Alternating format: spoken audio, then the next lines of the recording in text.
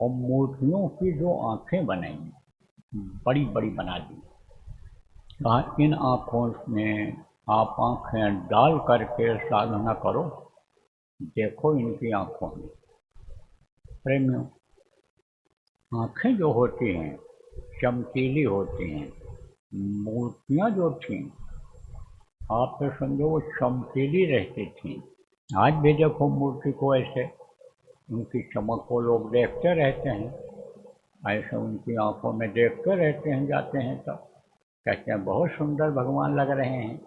इसी तरह से मूर्तियाँ जो थीं चमकीली थीं और लोगों की आंखों से जो रेंज निकलती थी, लाइट निकलती थी, जिससे देखा जाता है तो वो वहाँ टकराती थी और टकरा करके बिंदु बनता था। कैसे?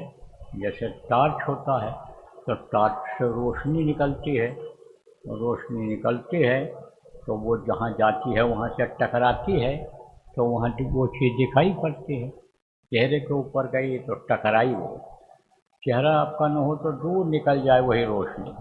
कोई आगे पर्दा है, कोई आगे चीज़ है जो उससे दिखाई पड़ता है रोशनी से, वो अगर न हो तो वही रोशनी दूर चली जाएगी और उससे टकराती है।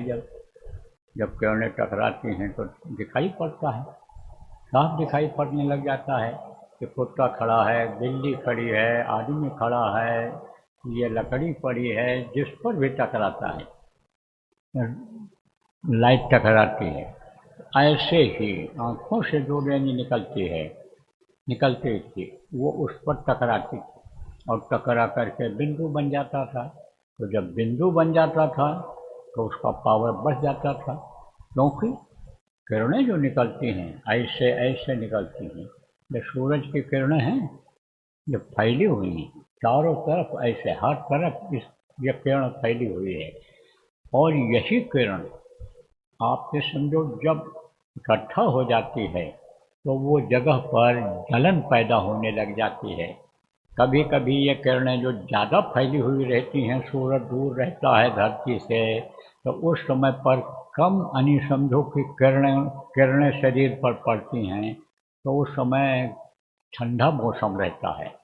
और गर्मी के महीने में जब सूरज नज़दीक आ जाता है और किरणें जब नज़दीक में ऐसे पड़ने लग जाती हैं, जैसे कोई 4 मंजिल के ऊपर खड़ा होकर के टॉर्च जलावे तो नीचे किरणें यानी समझो फैली हुई आएंगी और नज़दीक में जलाओगे तो ऐसे किरणें जो है इकट्ठा होकर के ऐसे दिखाई पड़ेंगी। इसी तरह से वो जो किरणें हैं फैली हुई यानी रहती हैं, नहीं फैली हुई रहती हैं और वो जब इकट्ठा हो जाती हैं तब उसका पावर बढ़ जाता है। तो जब इकट्ठा हो जाती थी तब उसी को देखते रहने से रोशनी प्रकाश मिलने लगता था, अंधेरा खत्म होता था। तो अब आपको समझने की ज़रूरत है कि इस समय पर जब संत आए तो उन लोगों ने कहा भाई मूर्तियों को बनाने की ज़रूरत नहीं है, मंदिर बनाने की अब ज़रूरत नहीं है, यह मनुष्य शरीर ही मानव मंदिर है, ये मानव शरीर ही एक मूर्ति है। इसी में जैसे मूर्ति में हाथ पैर और पेट और सीना यह सब बनाया तुमने, इसको भगवान ने बना दिया है, माँ के पेट में ही बन करके तैयार हो गया है और इसमें ही वो आँख है कि जिससे आप समझो कि उन किरणों को इकट्ठा कर सकते हो। कि जो मूर्तियों को देखने से लाभ मिलता था तो संतों का प्रादुर्भाव जब इस कलयुग में हुआ तो ये रास्ता बता दिया प्रेम ने। कौन सा रास्ता बता दिया?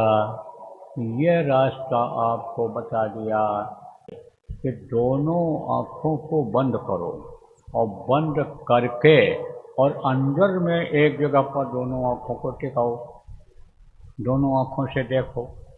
तो आप जब आँख बंद करके आप जब आँख खोल करके देखोगे तो दूर देखोगे कोई चीज़ को, और जब आँख बंद करके आप दूर देखोगे तो जैसे बताएं ना कि आप देखते हो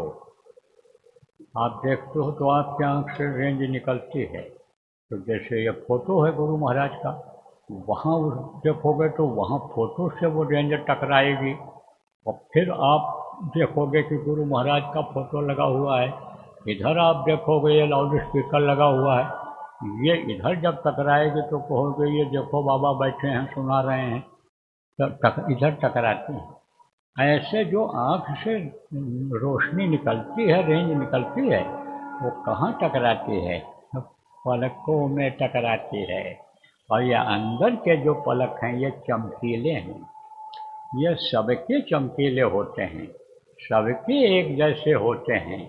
बाहर की ये जो चमड़ी है, चाहे गोरी हो चाहे काली हो, चाहे मोटी हो चाहे पतली हो, लेकिन अंदर के आँख की जो चमड़ी है वो एक ही रंग की है, सफ़ेद रंग की है, और वो मुलायम ही है, पतली है, सबकी है।